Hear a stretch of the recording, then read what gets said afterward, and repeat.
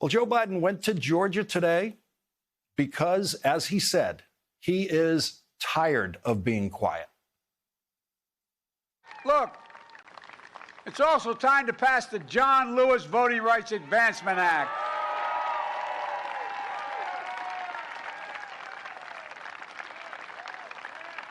I've been having these quiet conversations with the members of Congress for the last 2 months. I'm tired of being quiet. No more quiet conversations. From the start, the Biden legislative agenda has had a multi-stage strategy that included voting rights as the final stage. The first stage was to pass all of the domestic, economic, and social policy agenda in year one. The president and the Democrats in Congress got most of that passed, not all.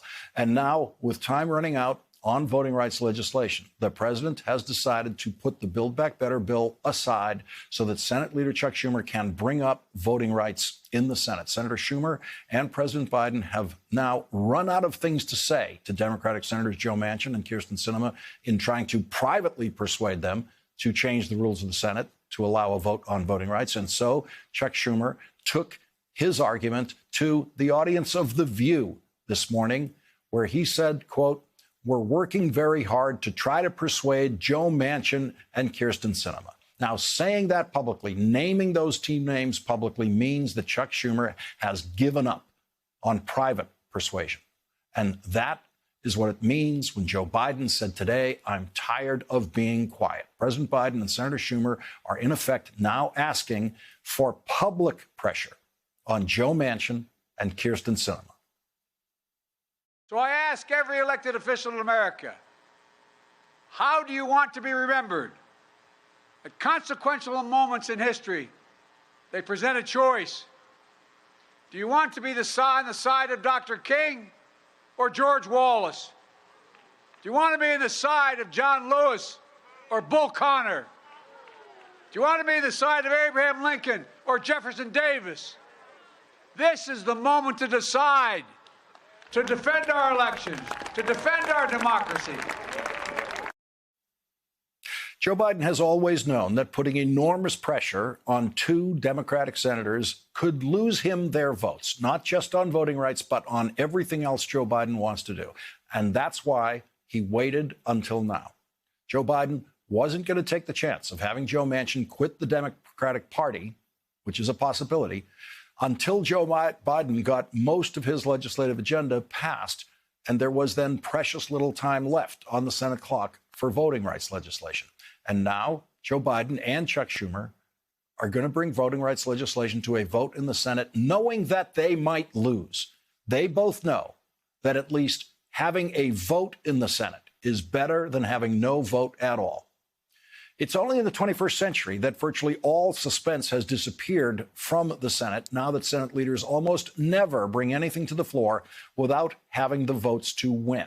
Chuck Schumer is now going old school. He's going to the Senate floor knowing that he has now only 48 of the 50 votes that he needs, and he and Joe Biden are hoping that the pressure, the public pressure, on raising your hand to say yay or nay on the Senate floor might, just might, be the only way to, in the end, get those two votes for voting rights.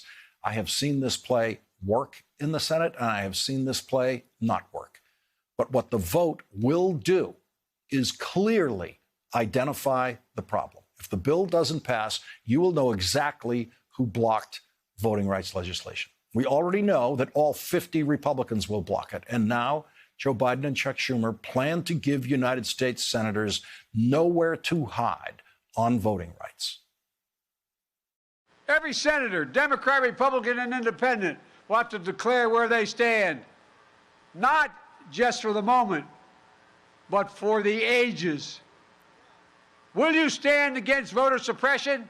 Yes or no? That's the question they'll answer. Will you stand against election subversion? Yes or no? Will you stand for democracy?